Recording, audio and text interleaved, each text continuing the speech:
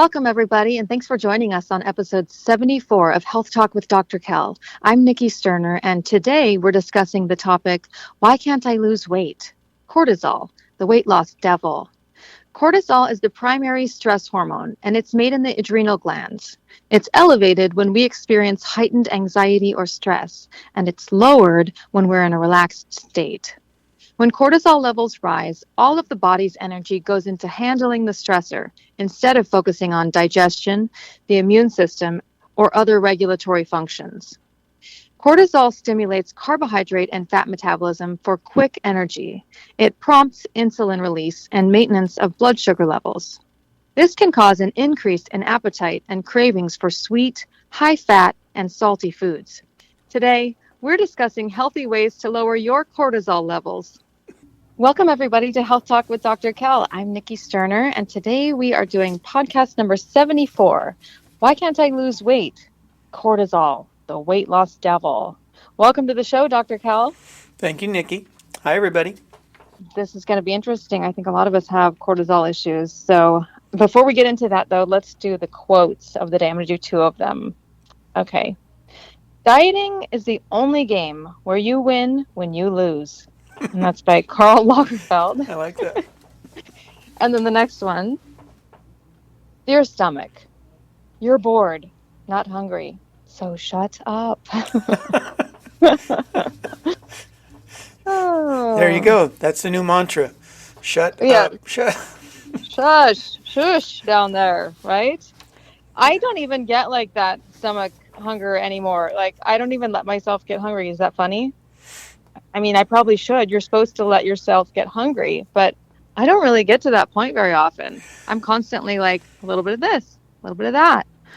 Yeah, if you're a nibbler, and I'm a nibbler, and I think that has to do with cortisol. Oh, yeah. It's that little devil in there is in your brain. That all those cartoons they used to make where the angel was on one side of your head and the devil on the other, making you do bad things. It makes me think about that little devil, but that little devil was actually cortisol, and you didn't know it. Oh my gosh. The angel, we're still trying to figure out who that is, but Yeah. we think it's our spirit, the good side of us inside, right? Yes. But I think I figured out who that little devil is now. It's cortisol. So tell me about that. Yeah, we have an article here that I really liked and I wanted to share with everybody. It's called 10 Ways to Lower Your Cortisol Levels, and it's by Dr. Elizabeth Swenner. She's a doctor of osteopathy, and I just really thought she laid this out great. It's an article from May 2020, and we'll have it in the podcast notes. So I'm just going to share some of her comments here, and then we'll talk about it. We'll talk about the 10 ways, okay? Okay. Say, caring for your mental well-being is always important, but especially so right now. When anxiety levels surrounding COVID-19 are high, long-term stress and anxiety can be detrimental for both your physical and mental health. So she wrote this in that, when COVID, not long after COVID, became a big issue for us. And let's see, she says, here's why. Cortisol, otherwise known as the stress hormone, is made in the adrenal glands. It elevates when we experience heightened anxiety or stress, and it's lowered when we're in a relaxed state. When cortisol levels rise, all of the body's energy goes into handling the stressor instead of regulating our bodily functions like the digestive and immune system. For example, she says, the analogy I like to use is being chased by a lion. If you're being chased by a lion, you're not worried about catching a cold or having a bowel movement. So normally, cortisol helps to regulate weight, appetite, body metabolism, blood pressure, and glucose. But when you're under chronic stress, you can experience increased anxiety or depression, headaches, memory problems, brain fog, digestive issues, and a weakened immune system, weight gain, insomnia, and pre-diabetes, and much more. Think about all those things, all the good things. Cortisol isn't totally a devil. It does all kinds of good things. So the problem is when you're in a state of stress, whether you're stressed out over work, kids, the list goes on and on and on, right? How you look. Name some other things that might give you stress, Nikki. Like Bracy just hurt her foot. She has a stress fracture in her foot. So that created stress. So like illness or kids getting hurt. Um, that's definitely stressful for me. Driving a car. Oh, yeah, true. I mean, in bad traffic, that is You don't extremely stressful. you don't have to have total road rage to be stressed out, right? Yeah, it's like another layer of stress. Yeah, so anything you do which creates fear is going to create stress, which is going to increase your cortisol levels, which is going to increase your anxiety levels, especially in the case like here. What's she talking about? Regulates weight, appetite, body metabolism, blood pressure, glucose levels. Common signs. Let's talk about common signs of when your cortisol levels are high that you know. First of all, you can feel that anxiety going on because cortisol is a good thing in a sense of it kicks in the fight and flight part of your nervous system, the sympathetic nervous system, which we've talked about in the past. So you have the parasympathetic and sympathetic nervous system. The parasympathetic nervous system calms you down. It's your feed and breed mechanisms. It's the beginning of the breathing system, which in the end of the breathing system, it kicks in more there in the sympathetic system at the end. But we won't go into that. Uh, but here's some things related to it. So anxiety, you start to feel that anxiety. Let's take driving a car for one. You're driving around and you know, in younger kids, obviously, when you first start driving, you're probably anxious all the time, looking around and nervous about everything. But then you get more relaxed and more comfortable as you get more experienced and you're cruising along, but then somebody cuts you off, or you're in a rush to go somewhere. You want to get somewhere fast, and then there's a bunch of traffic, or there's an accident, or you something with the car goes wrong, or you know, a myriad of things. The light turns red when you need it to be green, whatever it might be. Right? I can't count the number of people that run red lights in California and probably all over the country, but a lot here. You know, at one time in California, Yeah. they put up all those stupid cameras at the intersections, and that drove people nuts and even increased anxiety levels even more. But let's here signs and symptoms to know that your cortisol levels are high. They can produce headaches, chronic headaches, memory problems, and brain fog. You're feeling a little brain fog, could be too excessive amounts of cortisol in your system. Mm. Digestive issues, your gut problems, a lot of the gut problems occur. You know, the right amount of cortisol is helpful in your digestive system. Cortisol is a hormone, and so it gets that just a little bit, just a little what the adrenal gland should produce, just a small amount, helps all those other hormones interacting in your gut and with your nervous system all working right together. But when you have excessive amounts, it screws it all up. It can lower your immunity because you're in overdrive and it causes inflammation in the body. We're always talking about too much inflammation, too much inflammation. Your immune system is connected to injury and illness, you know, bacteria, viruses, fungus, things like that get into your system. Your immune system kicks in to fight all that off and kill it and get it out of you. You get injured from an accident, like you said, Breezy was it that had a stress fracture? Hmm. Yep. Her immune system kicked in to go heal that area. Same substances, your white blood cells, different cells go to that injured site and help heal it. That is part of your immune system functioning. Well, too much cortisol turns on the immune system, even though it doesn't necessarily need to be. But by kicking on the white blood cell function and all that, it's recognizing you got too much of something in your system, so it turns it on. And then it helps in the process of reducing those levels. But if you're constantly in that kind of a state, it's in overdrive Mm. all the time. Cortisol leads to weight gain because cortisol is a hormone that part of the process of storing the excess amount of calories you're eating, but it can also lead you to eating more food, which increases the calorie levels. That's true. You know, it's a vicious cycle there. Yeah. You know, you got excessive amounts of cortisol. You're feeling stressed and depressed. You go eat food because the food, for a time, makes you feel a little better because you're producing those endorphins and other happy hormones. Hmm. And that was podcast 65, by the way, if you want to talk hear about the happy hormones. They so you eat the food, you've eaten too many calories, you got the excess cortisol already right there in your system, and they bond together and store that fat for you. Let's see, insomnia. How many times you have people, I lay down and I just can't relax enough to go to sleep. Then they're taking things like melatonin, which is another hormone, which is affected by production of the adrenal glands or the function of the adrenal glands. Melatonin is directly related there. Uh, it's a vicious cycle, isn't it?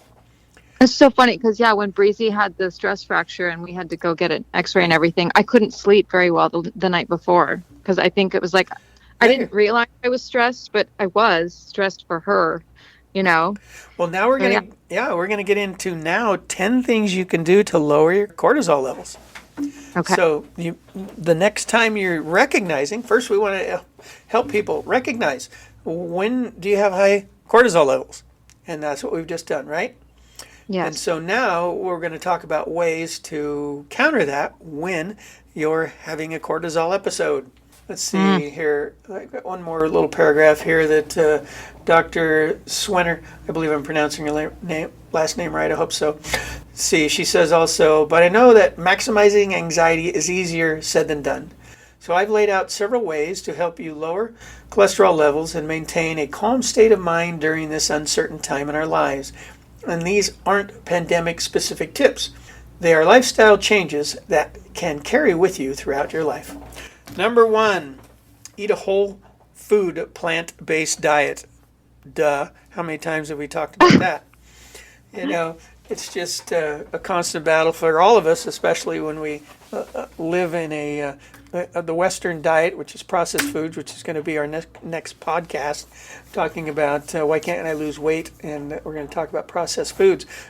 But it's got to be there. 80% of your diet should be coming from a minimum of plant-based foods. That means what, Nikki? We talked about this time and time again. I'll let you share that. Did you say 80%? At least 80%, yes. Yeah. Oh, it just means like fruits, vegetables, Should be plant-based, right? should really be 100%, but okay, let's be realistic.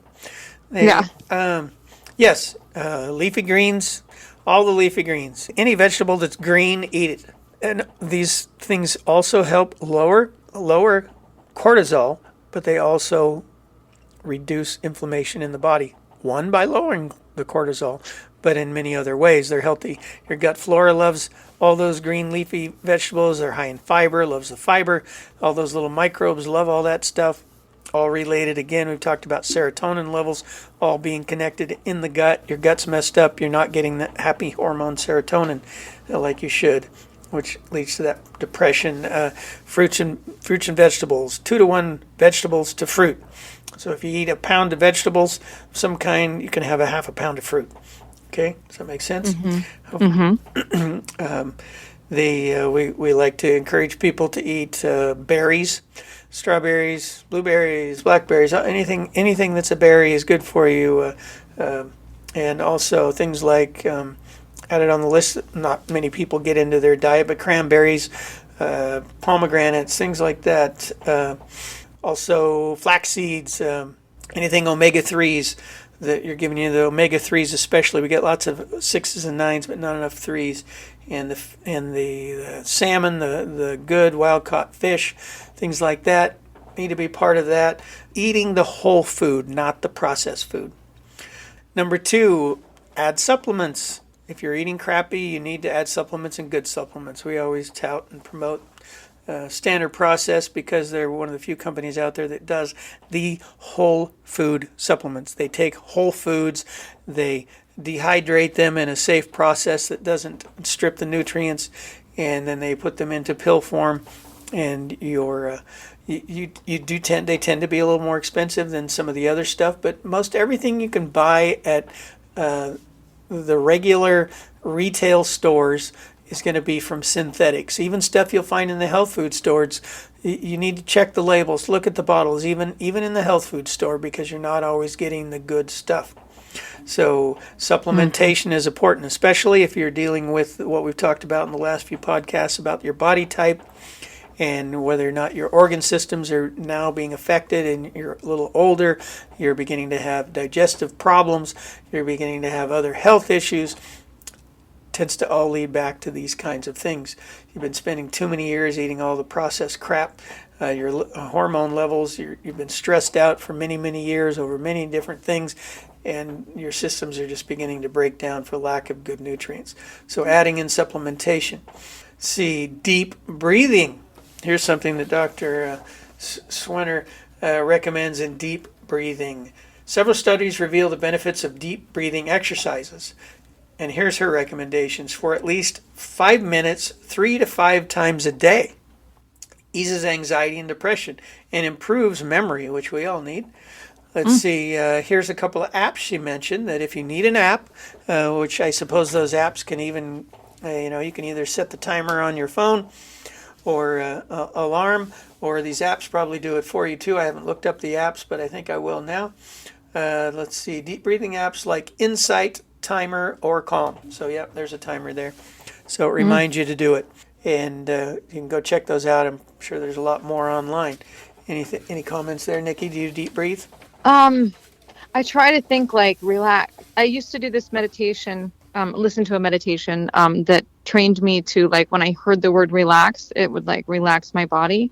So I try to do that sometimes, and sometimes it works, and other times, like when I couldn't sleep the other night when Breezy had her x-rays and stuff, it's like hard to get out of that. Like it's like a level of anxiety. Yep. It's hard to break out of it. But yeah, definitely deep breathing would help a lot. Yep. I've heard of that Calm app. So, and she recommends 5 minutes of it 3 to 5 times a day.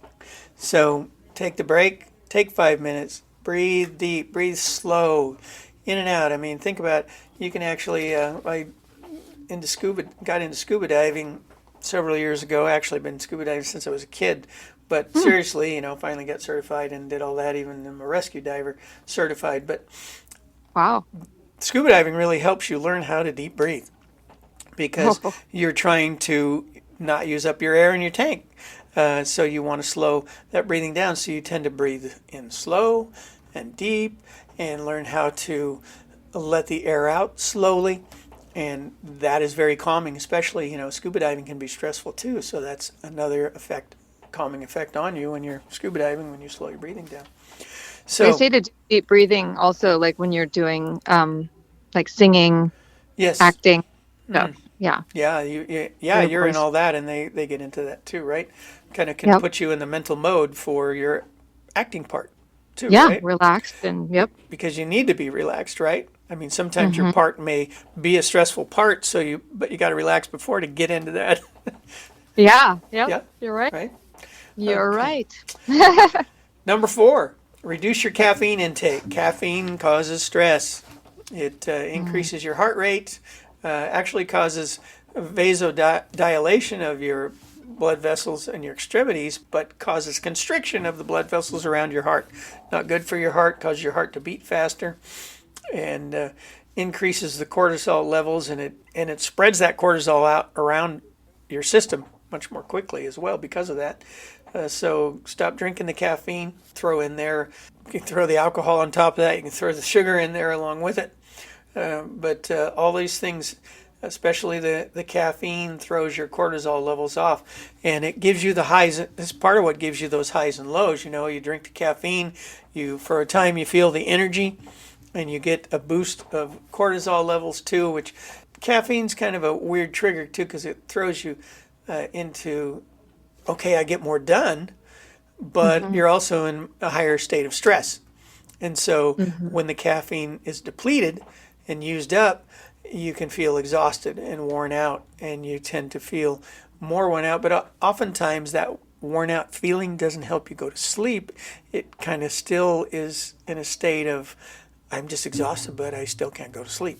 Tired and wired. Tired and wired. Very good. Thank you, Nikki. Yeah. Totally. And the next one, number 5, is get adequate sleep. If you're not getting adequate sleep, your cortisol levels are high. Naturally, if your body's functioning normally, your body produces melatonin when it gets dark outside. And that relaxes you. The melatonin is relaxing. That's why they're selling melatonin over the counter now to help people go to sleep at night. The problem is then it causes your own body to reduce its melatonin production even more, and you mess up your hormone cycles, and cause your hormones to be out of balance. And it also, if you stop, after you've taken the melatonin for a while, you stop taking it, it takes a while for your body to start making it again on its own in appropriate amounts. So I never recommend you take melatonin to get to sleep. You need to find other better ways, and there are many other better ways.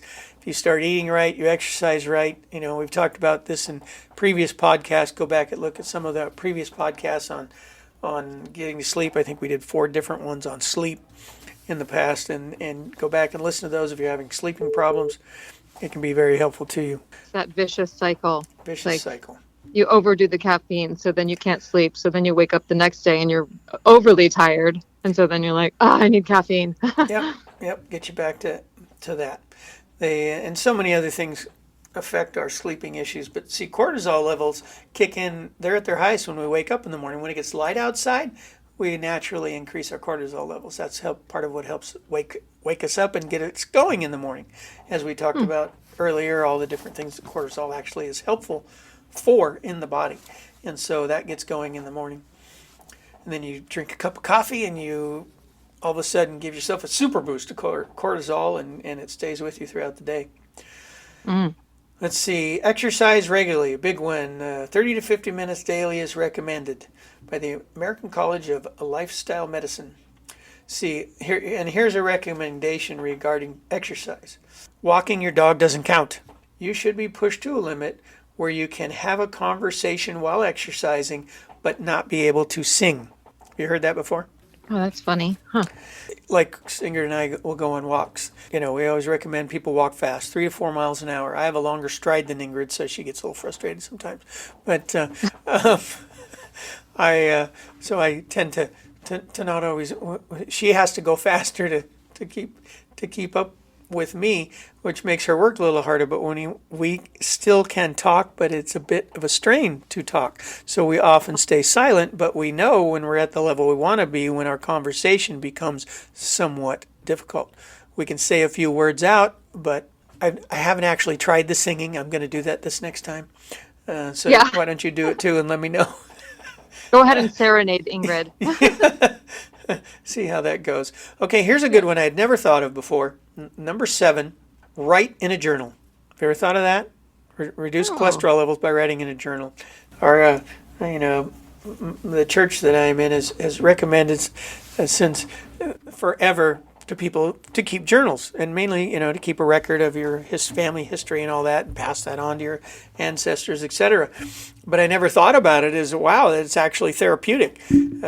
So I'll have to bring that up to people more often, that writing in a journal is therapeutic. Sometimes just getting thoughts down on paper is helpful. If they're happy thoughts, you can relive them, which we've talked about before. So you're reliving the good times. Your cortisol levels will go down. And if they're stressful thoughts, you can purge them so you're not going over them continuously in your head. So I never thought about that either. You ever have that happen? Where Yes. you have a thought just run around and around in your head over and over and over again. You can't get rid of it. Yeah. I don't know that I've ever tried, hey, let me write down that thought and then I don't have to think about it anymore.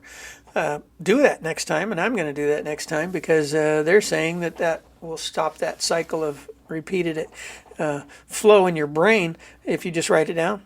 Then it's like it's done. Yeah. I've had those kind of exercises when I've done like different acting programs. Oh, okay. They put that in there. Yeah, it's really helpful.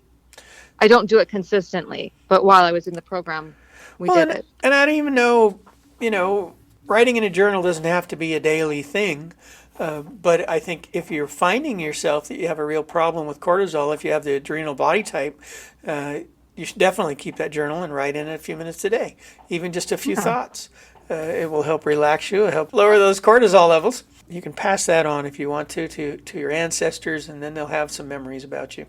And, my grandmother kept a journal from probably the time she was like 50 until she died at 90. She was almost adamant about writing in her journals. I think the last 3 years or so, it was pretty sporadic because her mind was kind of deteriorating. But, you're bored. The journals can be boring too, by the way. You don't want to just write down what the temperature was today or what the weather was like. Writing down your personal thoughts. like they're talking about, I think can be so significant and helpful. Let's see, indulge in hobbies. So take up a hobby.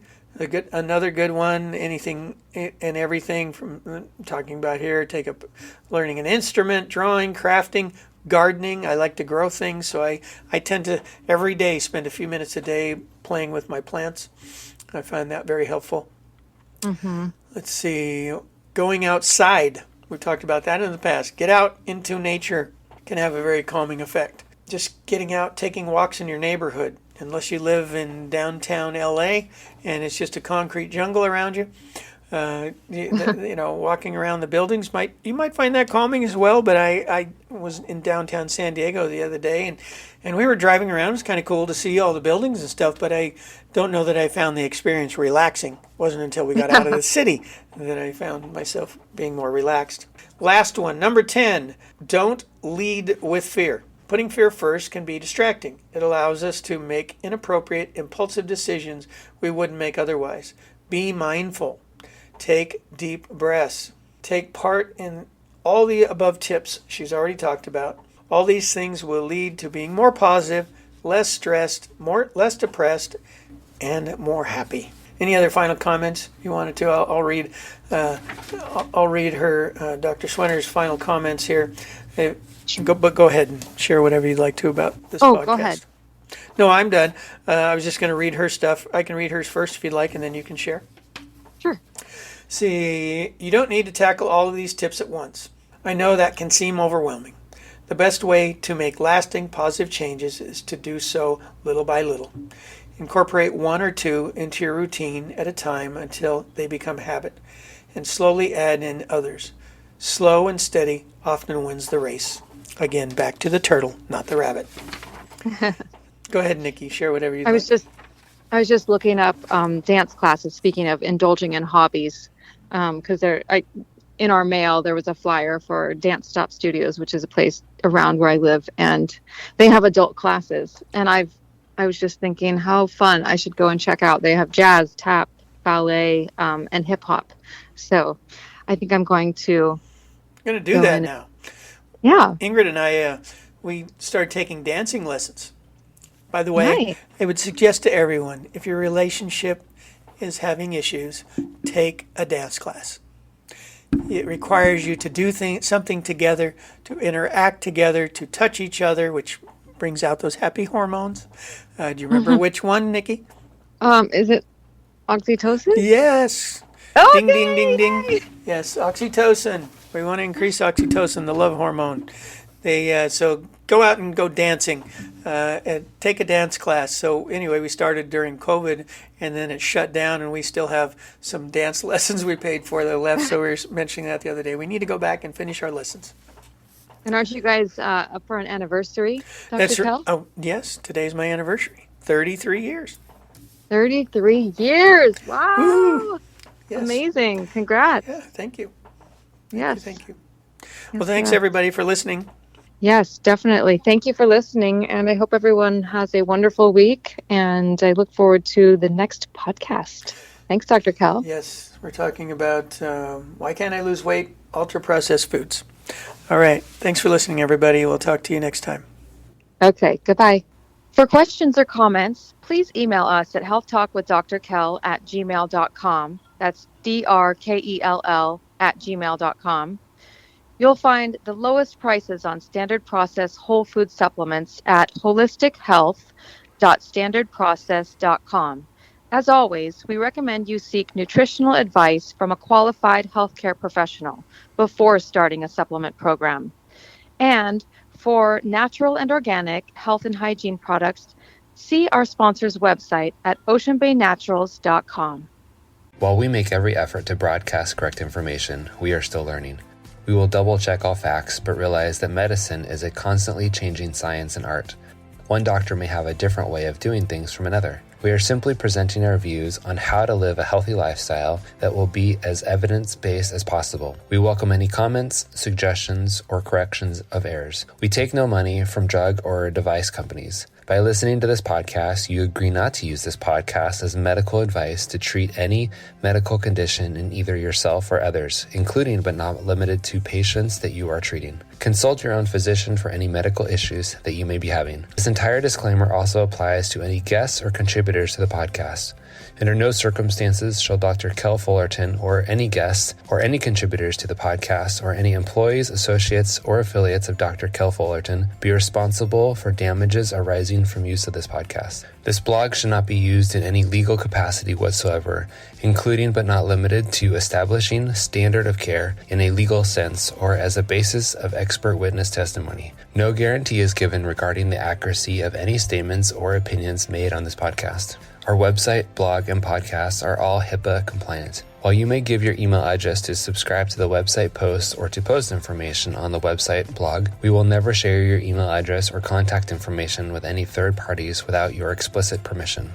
The contents of Health Talk with Dr. Kel podcast and the show notes are all copyrighted. All blog posts, podcasts, and show notes that are distributed to the public for free can be redistributed via hard copy or electronic copy for free only if Health Talk with Dr. Kel is included as the acknowledged author within the actual media that is being redistributed. The Health Talk with Dr. Kel podcast is a production of the Orange Stack, with executive producers Dr. Kel Fullerton and Eric Hammond and host Nikki Sterling.